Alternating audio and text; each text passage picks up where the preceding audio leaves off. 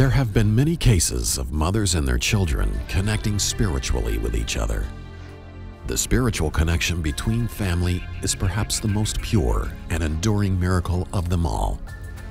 Join us as ParanormalTV explores such a connection as this truth be told story explores Nick's survival.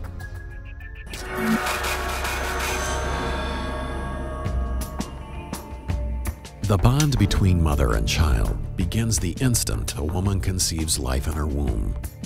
And once established, this connection grows into a love so complete that for the sake of her child's safety, she will do anything, even lay down her own life.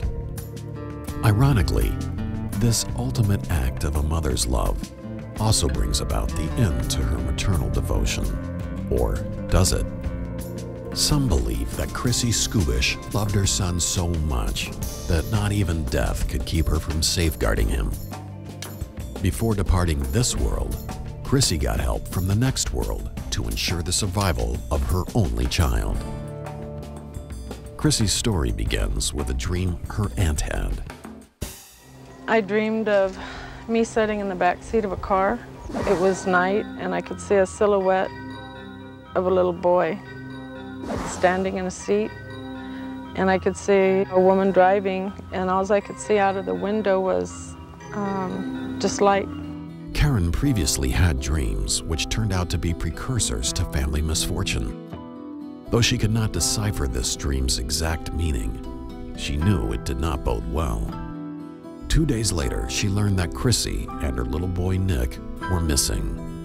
Last seen on Highway 50 in Northern California, Chrissy was driving to Nevada and then on to Southern California to see her Aunt Karen. When she didn't arrive where she was supposed to arrive, I figured, you know, she just changed her mind. So I didn't really get worried about it for a day or two, and then I did. An investigation was initiated, but the authorities had little to go on. At one point, a man reported seeing an unusual sight on Highway 50, but no one felt it was case-related until later. He had a cellular phone, and he stopped right there and from the spot called 911 because he's seen a woman running backwards and forth on the side of the road there. Meanwhile, Karen's concern for Chrissy grew. I mean, I had no idea if she had been abducted, if she had been in a wreck. I didn't know why she was missing. Karen knew her worrying was only wasting precious time and decided to focus her energy on finding Chrissy. When I would try to visualize where she could be, I could only see those exits out of Placerville.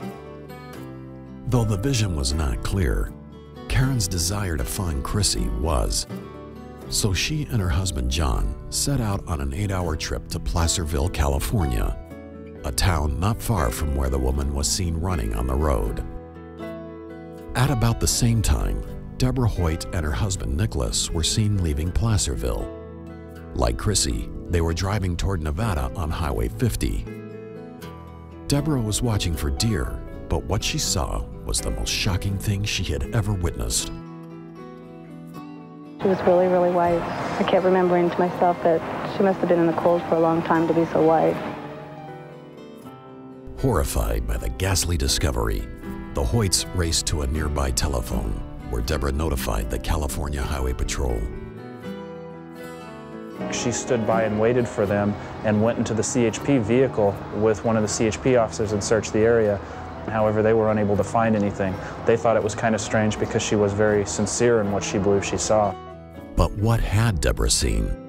Though the officers conducted a thorough search, a body could not be found, nor was there any evidence that one had ever been there. Was Deborah mistaken? Was there really a nude woman on the road? She was serious and believed that's what she'd seen, and was still upset when they weren't able to find the body which she believed she'd seen. As the officers investigated Deborah's claim, Karen had another premonition.